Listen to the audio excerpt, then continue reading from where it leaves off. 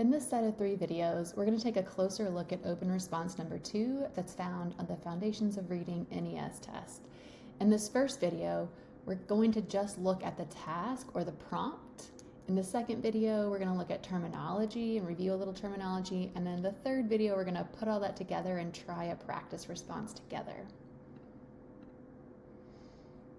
If you have questions about this video or about the content presented, feel free to reach out to me, Dr. Beth Buchholz, and my email is there on the screen. So, what is open response assignment number 2 asking you to do? So this open response is really focused on vocabulary and comprehension. And here is the exact wording on the practice test, and from our experience, from hearing from students, these will be the similar directions that are provided for you on the exam that you will take. And so it says use the information provided in the exhibits, and the exhibits will be a passage from a book, and then what the student says about that, kind of like a conversation between a teacher and a student after the student has read the text and passage. And you're going to use your knowledge of reading comprehension, and you're going to write a response of 150 to 300 words in which and there's 4 things that you're going to do in this response. The first thing is you're going to identify one of the child's strengths, okay, related to reading comprehension. And we'll get, in the second video, we'll talk more specifically about what kinds of things might you be looking for when you are trying to comment on a strength of a child's reading comprehension. The next piece that you will touch on is what's one need or what's one weakness that you see the student demonstrating as they talk about the text. And then you're going to decide on an appropriate instructional strategy, activity, or intervention to use. So essentially, you're going to, based on the need or the weakness, you're going to explain what you might do as a teacher, what a teacher should do, and you're going to explain kind of the rationale. You're going to be able to defend why you decided to use that strategy, activity, or intervention. And this little part at the end is key. You have to cite specific evidence from the passage or the text and the student's oral response to support all parts of your written response. So when you talk about the strength, you're going to give examples from what the child said that helped you know that that was a strength. When you identify a need, you're going to give examples. You're going to quote what the child said to be able to demonstrate how you understood that was in a specific need or a specific weakness of the child. Okay. Here's what it looks like in the format of the test. And so here's kind of, we just talked through that. There's the directions just as I just had on the previous screen. And then the 2 exhibits that you'll be given. One is the reading passage. So this is an excerpt from a larger book. Typically it's from a chapter text. And it'll just be kind of exactly what the text says. And then the student response is what happens afterwards.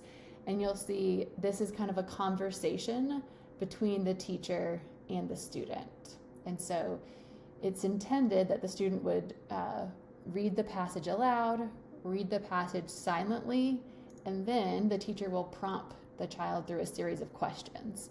You're going to be analyzing the child's comprehension through what they say about the book. If you want to just take a look at these documents in a larger format, I have a QR code here. You can scan that and go directly to these documents to read them more closely. And so you'll see here in the student response, it's the teacher starting by saying, "What's this passage about?" And then the student responding, and it kind of goes back and forth. And so the premise of this open response is that you read what the child says, and then you determine what's a comprehension strength, what's a comprehension weakness, and then what are your next steps for that child. If we look here at Scarborough's reading rope, we're always going to come back here just to see where we're working, what we're thinking about. This open response really focuses on your ability, your understanding of language comprehension. The open response number 1 focuses more on word recognition, kind of assessing especially children's ability to decode text, their accuracy. We don't really know, we don't have any information about how the child read aloud the passage. We only have information about what the child said about the passage afterwards. And so you're really looking for evidence of the child's background knowledge, their vocabulary, their verbal reasoning, and their literacy knowledge. And then more specifically, this open response is kind of testing your knowledge of the following things. What do you know about vocabulary? What do you know about academic language structures, literal, inferential, and evaluative comprehension skills, comprehension strategies, and then the application of text analysis skills.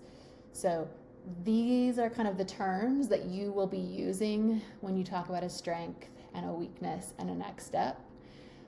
But this part of the test, the NES, is really testing your subject matter knowledge of these areas.